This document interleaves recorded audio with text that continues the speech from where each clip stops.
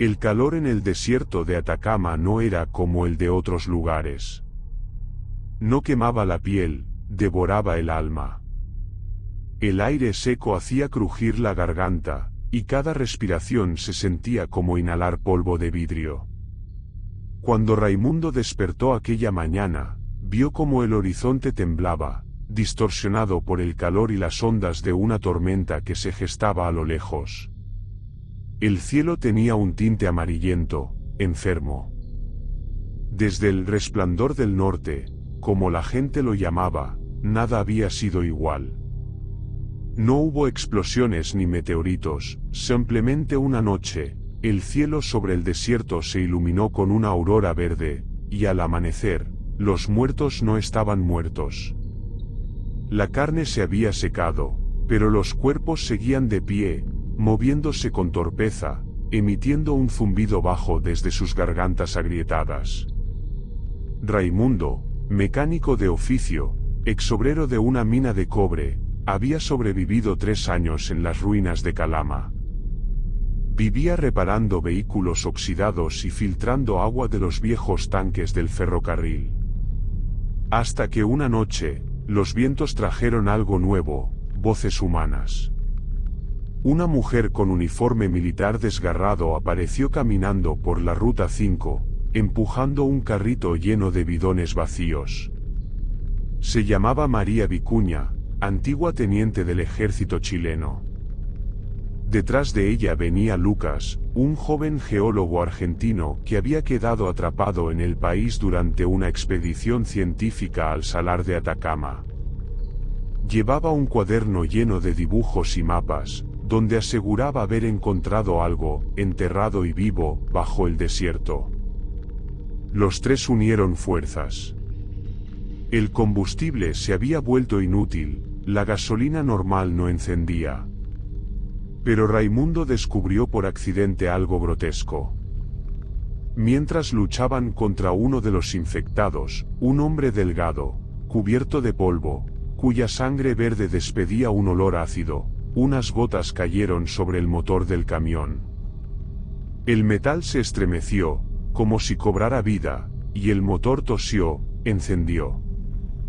Después de eso, Raimundo se obsesionó. Modificó un viejo camión minero, soldando tuberías y válvulas improvisadas. Le llamó la Bestia del Norte. El motor funcionaba con la sangre de los infectados, el fluido ardía con un fulgor bioluminiscente, un rugido gutural que sonaba más orgánico que mecánico. Mientras se desplazaban hacia el norte, hacia los restos de una base científica perdida entre las dunas, una instalación conocida como Helios 13, captaron una señal en una vieja radio militar. Proyecto Helios, transmisión fallida, contención imposible. Era una voz distorsionada, pero humana. Lucas estaba convencido de que allí encontrarían respuestas. Según sus notas, Helios 13 era un laboratorio que estudiaba microorganismos del subsuelo del desierto, bacterias resistentes a la radiación solar extrema. Pero después del Resplandor, los archivos del gobierno fueron borrados y las rutas hacia esa zona fueron selladas por minas terrestres y vehículos carbonizados. El grupo siguió avanzando. Los paisajes eran espectros de sal y óxido, antenas rotas, esqueletos de buses, pueblos fantasmas cubiertos de polvo. De vez en cuando, encontraban cuerpos resecos, en posición fetal, cubiertos por una fina capa de arena que parecía conservarlos. Pero lo más perturbador era el sonido. Por las noches, el viento traía un coro de gemidos que parecían venir del subsuelo. En una madrugada sin luna, mientras descansaban dentro del camión, escucharon un ruido como de pasos afuera. Raimundo apuntó su escopeta hacia la puerta. Una figura se tambaleaba en la oscuridad, apenas iluminada por las luces verdes del tablero del vehículo. Era un niño. Su piel estaba cubierta de grietas, y sus ojos brillaban como carbones encendidos. Cuando abrió la boca, no habló, silbó. Un silbido largo, metálico, que hizo vibrar la tierra bajo sus pies. De las dunas cercanas comenzaron a surgir manos, torsos, cabezas. Los muertos estaban enterrados justo bajo la superficie, como si la arena los hubiera conservado en un sueño inquieto. El niño dejó de silbar, y los cuerpos se alzaron con movimientos secos, crujientes, caminando hacia el camión. Raimundo encendió el motor de la bestia. El rugido bioluminiscente del combustible cortó la noche, lanzando chispas verdes hacia el cielo.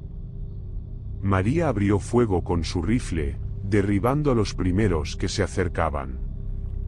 Lucas miraba atónito como el suelo se agrietaba. El aire olía a hierro y carne quemada. El desierto parecía respirar. Mientras huían hacia el norte, el niño los observaba desde la distancia, quieto, con los ojos verdes como faros. Cuando el viento lo envolvió, su cuerpo se deshizo en polvo. Solo su voz quedó suspendida en el aire. Helios los espera. El amanecer los alcanzó cuando el camión ya tosía con esfuerzo. El aire se había vuelto más pesado y denso, como si respiraran polvo de hierro.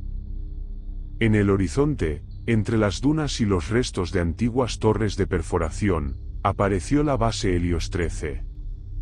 Era un conjunto de estructuras oxidadas, semienterradas, con antenas rotas que apuntaban al cielo como huesos. En los muros aún se distinguía el logo desvaído de una empresa desaparecida, CRNA, Corporación de Energía Renovable del Norte Atacameño. María bajó del camión con su rifle, cubriéndose la boca con una bufanda. El suelo vibraba con un pulso leve, casi imperceptible. Lucas aseguró que era una corriente sísmica menor, pero Raimundo juró que era otra cosa, como un latido que venía de la tierra misma. La entrada principal estaba bloqueada por escombros. Raimundo utilizó el gancho del camión para abrirse paso y al hacerlo, un olor agrio y húmedo emergió del interior. Aquel aroma no pertenecía al desierto, era biológico. Descendieron por un pasillo de acero, iluminado por luces de emergencia que aún parpadeaban débilmente. Los muros estaban cubiertos por una sustancia cristalina que parecía haber crecido sobre el metal, como una infección mineral. En las paredes, mensajes escritos a mano. No respires sin filtro. Helio 13 no debe despertar. Lucas, fascinado, encendió su linterna ultravioleta. La sustancia brilló con un verde pulsante. Tomó una muestra con un tubo improvisado, ignorando las advertencias de María. Esto está vivo, murmuró. Se alimenta del calor. En una de las salas principales encontraron restos humanos. No eran cadáveres comunes, estaban fusionados con la pared, como si la estructura los hubiera absorbido lentamente. De sus bocas abiertas salían filamentos secos, petrificados por el sol que alguna vez se filtró por los ductos. Más adentro, el pasillo conducía a una compuerta con un cartel electrónico aún activo. Zona de bioenergía experimental, nivel cuarentena. Lucas logró reactivar los generadores manuales. Una voz femenina, metálica, surgió de los parlantes empolvados. Bienvenidos a Helios 13. Proyecto de conversión solar biológica iniciado. Estado actual, irreversibilidad confirmada. El sonido rebotó en las paredes vacías. Raimundo, con el arma lista, escupió al suelo. ¿Qué mierda hicieron aquí? María revisó los paneles. Los registros de seguridad mostraban fechas del 14 de octubre de 2029, y vídeos sin audio, científicos con trajes protectores, inyectando un fluido dorado en recipientes llenos de arena. Luego, algo moviéndose dentro de los tanques. Los cuerpos humanos empezaban a brillar. Y después, el caos, luces estallando, cuerpos convulsionando, la cámara cayendo al suelo. En el laboratorio principal encontraron cilindros de vidrio intactos. Dentro de uno, un hombre permanecía suspendido en un líquido opaco. Su piel era traslúcida, y de sus venas emanaban pequeñas burbujas que ascendían lentamente. Su rostro estaba cubierto por una máscara metálica con un símbolo grabado, el sol dividido en 13 rayos. Lucas se acercó con cuidado, leyendo los registros. Sujeto experimental H13-1. Estado, inactivo. Observaciones, tejido autorregenerativo. Exposición prolongada al suero Helios.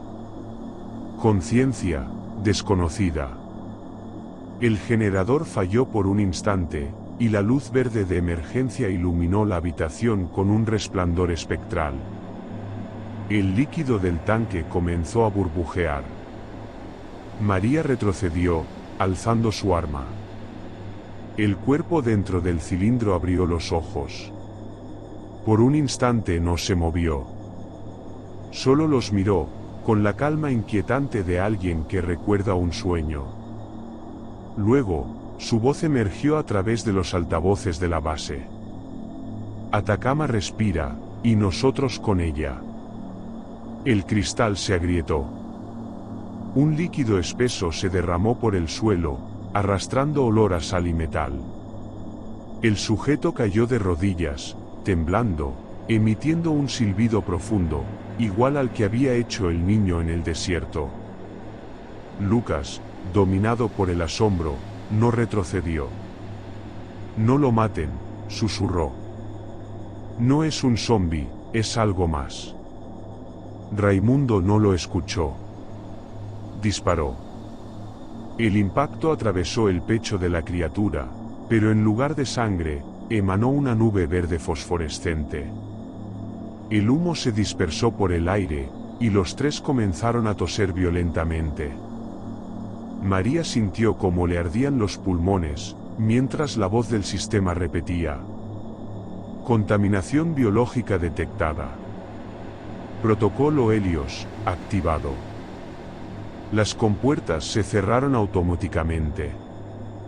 El laboratorio quedó sellado, y el resplandor del fluido se volvió más intenso, hasta teñir las paredes. Lucas cayó de rodillas, con los ojos en blanco, murmurando frases incoherentes. La tierra está viva, lo que enterraron nunca fue muerto. Raimundo lo sacudió para despertarlo, pero vio que las venas de Lucas ya brillaban bajo la piel, extendiéndose como raíces. Entonces comprendieron que el verdadero infierno no había venido del cielo aquella noche del resplandor. Venía del suelo. El viento afuera rugía con la fuerza de un océano invisible. Dentro del laboratorio sellado, el aire se había vuelto pesado, denso, cargado de partículas verdes que flotaban como ceniza luminosa. Raimundo apretó su camisa contra la boca, mientras veía cómo Lucas convulsionaba, las venas de su cuello palpitando con luz propia. María intentaba forzar la compuerta con una barra metálica, pero el metal vibraba, como si respirara. Cada golpe devolvía un eco húmedo, un sonido orgánico. Era como si Helios 13 no fuera solo un edificio, sino una criatura dormida. Lucas abrió los ojos. Su iris había desaparecido, reemplazado por un resplandor líquido que pulsaba como fuego. No lo entienden, susurró, con la voz distorsionada. Helios no es un proyecto. Es una puerta. María retrocedió, el rifle temblando en sus manos. ¿Qué puerta, carajo? ¿Qué te hicieron? Lucas se puso de pie. La piel de sus brazos se agrietaba, y de las grietas emanaba vapor. Su voz era doble, como si hablara con algo dentro de él. Encontraron bacterias en el subsuelo, más antiguas que la vida, organismos que devoran la radiación, que respiran luz. Los científicos pensaron que podían usarlas, pero lo que hicieron fue despertarlas. El resplandor no vino del cielo, vino de abajo. Fue el primer bostezo de la tierra. Raimundo lo observaba sin comprender, su mente mecánica intentando darle lógica a lo imposible. Pero el aire ya estaba cambiando, el metal del suelo comenzaba a cubrirse con la misma textura cristalina que habían visto en los pasillos. La base entera se estaba volviendo orgánica. María logró abrir una rendija en la compuerta, y con esfuerzo, la rompió. El trío salió tosiendo, envueltos en esa neblina verdosa que parecía tener vida propia. A lo lejos, el camión, la bestia del norte, seguía rugiendo débilmente, como si esperara. Sin embargo, antes de llegar, una ráfaga de disparos los obligó a tirarse al suelo.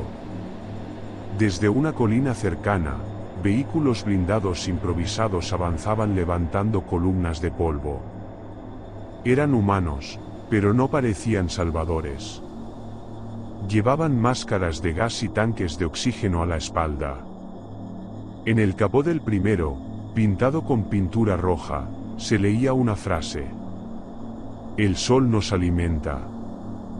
María reconoció el símbolo militar en uno de los uniformes, Fuerza de Reconstrucción del Norte, un grupo paramilitar que había sobrevivido saqueando las bases abandonadas. El líder, un hombre alto con un casco de piloto y un tanque de oxígeno al hombro, se bajó del vehículo.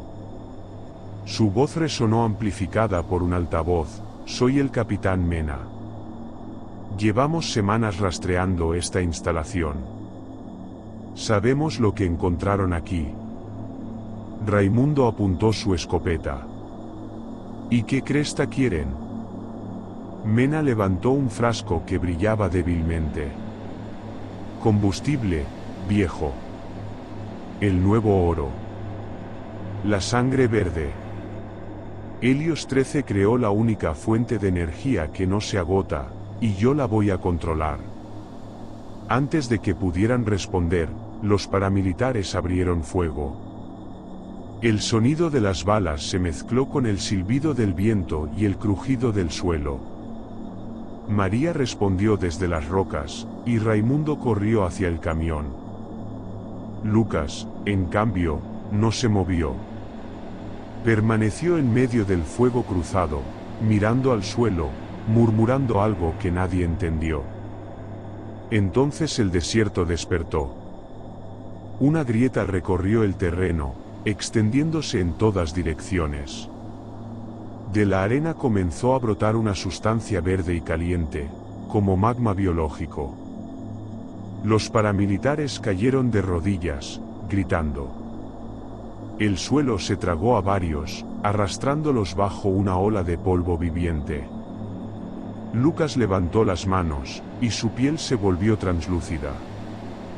Los cristales del suelo respondieron a su cuerpo, brillando al unísono. El aire zumbaba. Era como si el desierto obedeciera a su respiración. No entienden, dijo Lucas, mirando al capitán Mena. El Helios no se controla. Se propaga. Y tú eres parte de él ahora. Mena disparó, pero el proyectil se desintegró antes de tocarlo. El fuego del motor del camión se encendió solo, rugiendo con fuerza. Raimundo aceleró, embistiendo a dos de los vehículos enemigos. El impacto levantó una ola de arena y chispas verdes. María corrió hacia Lucas, pero el calor que emanaba de su cuerpo la detuvo. Su rostro se había deformado, su carne moviéndose como cera derretida. Entre espasmos, Lucas sonrió. Ya no hay infección. solo evolución. El suelo comenzó a hundirse, y un resplandor verde cubrió el horizonte. Las sombras de los sobrevivientes se estiraron, desintegrándose en el polvo. Raimundo logró subir a María al camión, y ambos huyeron mientras el sol se oscurecía detrás de una nube densa y viva. Mirando por el retrovisor, vieron cómo la base Helios 13 colapsaba sobre sí misma, tragada por la arena. Desde lo profundo, una voz resonó, distorsionada y fragmentada. Helios no termina, se expande. Esa noche, el desierto brilló desde el cielo. Una aurora verde cubrió el norte de Chile, visible incluso desde el mar. Y en el corazón del cráter donde antes estaba la base, algo seguía latiendo. El amanecer llegó sin sol. El horizonte era una línea de humo, y el cielo se había vuelto gris verdoso, como si el aire estuviera enfermo. Raimundo conducía a la bestia del norte sin rumbo, con el rostro cubierto de sangre seca y los ojos enrojecidos por la arena. A su lado, María permanecía en silencio, observando cómo el paisaje cambiaba de forma. Las dunas ya no eran solo arena, sino un tejido vivo, que se contraía lentamente bajo el calor. A cada kilómetro, el desierto parecía respirar. Pasaron por los restos de lo que una vez fue una torre de comunicaciones. De entre sus vigas oxidadas colgaban cuerpos secos, envueltos en filamentos cristalinos que latían como venas. El aire emitía un zumbido constante, un tono grave que parecía provenir de todas partes a la vez. María lo sentía dentro del pecho, como si el mundo le hablara en su propio ritmo cardíaco. «Tenemos que seguir hacia el mar», dijo Raimundo con voz rasposa. Tal vez allá no llegó esto. Pero el mar ya no existía. En las transmisiones de radio, solo se escuchaba una voz que se repetía sin fin, distorsionada. Fase final iniciada. Proyecto Helios, completado. María apagó la radio. Su piel empezaba a mostrar grietas verdosas, del mismo tono que la arena. Intentó ocultarlas bajo la chaqueta militar, pero Raimundo lo notó. «Mierda, María, eso no pasa nada», respondió ella, sin mirarlo. «Es solo el polvo». Pero lo sabía, el aire estaba cambiando su cuerpo. Sentía una conexión extraña con el entorno, una calma inquietante. Los insectos que aún sobrevivían, pequeñas moscas secas del desierto, se posaban sobre su piel y no la picaban. Solo se quedaban quietas, como si reconocieran algo familiar. A la tarde, el camión se detuvo, el combustible biológico se agotó. Raimundo bajó a revisar los tanques, y vio que el motor aún latía, emitiendo un resplandor débil, como el corazón de un animal moribundo. Al tocarlo, sintió un calor que no provenía del metal, sino de algo orgánico. El desierto rugió. Una tormenta se levantó en cuestión de segundos. El viento no traía arena, sino polvo brillante, 1.000.000 de partículas que parecían moverse con propósito. El cielo se oscureció, y el suelo comenzó a ondular, como si algo enorme respirara bajo la tierra. María salió del camión y cayó de rodillas. El viento la envolvía, pero no la lastimaba. Las partículas se pegaban a su piel, se disolvían en sus venas, llenándola de una luz interna. Por un momento, vio imágenes que no comprendió, la aurora del resplandor. Los tanques de Helios 13 rompiéndose. Los cuerpos en los túneles, fundiéndose con la roca. Y una última visión, el planeta respirando, lento, paciente, inmenso. Raimundo intentó alcanzarla, pero el suelo se abrió entre ambos. De la grieta emergió una masa de filamentos verdes, semejantes a raíces, que se retorcían y latían al compás del viento. María los tocó sin miedo. El contacto fue silencioso. Las raíces la envolvieron, fundiéndola con la arena. Raimundo gritó su nombre hasta que la voz se le quebró. Pero el desierto ya no escuchaba.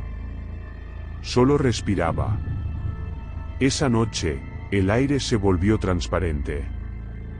Desde la distancia, Raimundo vio cómo el suelo se encendía en líneas verdes que se extendían por kilómetros, dibujando un gigantesco patrón circular, como un sello luminoso que se expandía lentamente. En el centro de aquel mandala de luz, algo comenzó a elevarse, una figura humana hecha de cristal y arena, con el rostro de María. Su voz llenó el aire. No era humana, pero aún tenía el eco de quien fue. La tierra está despierta. No quiere morir, quiere recordar. El patrón siguió creciendo hasta perderse en el horizonte. El viento se detuvo. Y el desierto quedó en silencio. Raimundo cayó de rodillas, exhausto, comprendiendo que no había nada más que hacer. El motor del camión se apagó definitivamente, pero aún emanaba calor, como si su corazón siguiera latiendo. El hombre levantó la vista al cielo. No había estrellas. Solo una inmensa nube verde que cubría todo el firmamento, moviéndose lentamente, respirando. Y entonces, comprendió, Helios 13 no era un experimento fallido. Era una transición. Una nueva atmósfera, una nueva vida. El fin de lo humano no era una tragedia. Era la respiración del mundo. El amanecer cayó sobre el Atacama con una calma engañosa. No quedaba rastro del laboratorio, ni del convoy, ni del ejército. Solo el viento moviendo la arena, cubriendo lentamente los restos de la noche anterior. Luciano se encontraba de pie sobre una duna, el rostro cubierto con una máscara improvisada, los ojos enrojecidos. A su alrededor, la desolación era total. En la distancia, una columna de humo se alzaba donde alguna vez estuvo el campamento militar. El suelo seguía temblando débilmente, como si algo bajo la tierra se reacomodara, esperando su momento. Entre los restos, halló un pequeño dispositivo metálico que parpadeaba con una luz azul intermitente. Lo reconoció al instante, era parte del sistema de control que los científicos usaban para mantener a raya a los infectados. El aparato seguía emitiendo una señal débil. Luciano lo levantó, observando cómo una coordenada se proyectaba en el aire, flotando en forma de holograma. La ubicación señalaba hacia el sur, más allá de los límites del desierto, en una zona marcada como Atacama Profundo, zona negra. Luciano cerró el puño. No quedaba nadie de su grupo, pero algo en su interior, una mezcla de rabia, desesperanza y sed de respuestas, lo empujaba a seguir. Si el virus no había sido contenido, si lo que había visto en ese laboratorio era apenas una fase inicial, entonces aquello recién estaba comenzando. Comenzó a caminar bajo el sol ardiente, siguiendo el eco lejano de una tormenta que se levantaba en el horizonte. A medida que avanzaba, escuchó el sonido que lo había perseguido desde la primera noche, ese zumbido eléctrico, mezcla de respiración y motor, el preludio de los infectados. Pero esta vez sonaba diferente, más profundo, más organizado. Luciano se detuvo. La tierra tembló suavemente bajo sus botas. Del polvo emergieron siluetas humanas, decenas, quizás cientos, avanzando en silencio. No eran los mismos seres torpes de antes. Caminaban en formación, con los ojos brillando como carbones. Y en el centro de ellos, una figura distinta, alta, vestida con un traje sellado, llevando en la mano una máscara de gas militar. Luciano levantó su arma oxidada, sabiendo que no serviría de nada. El viento sopló, levantando una nube de arena que lo envolvió todo. Y entre ese torbellino infernal, solo se escuchó una voz metálica, amplificada por un altavoz antiguo. Proyecto Revenant continúa. El sol siguió su curso, implacable, sobre un mundo que ya no pertenecía a los vivos.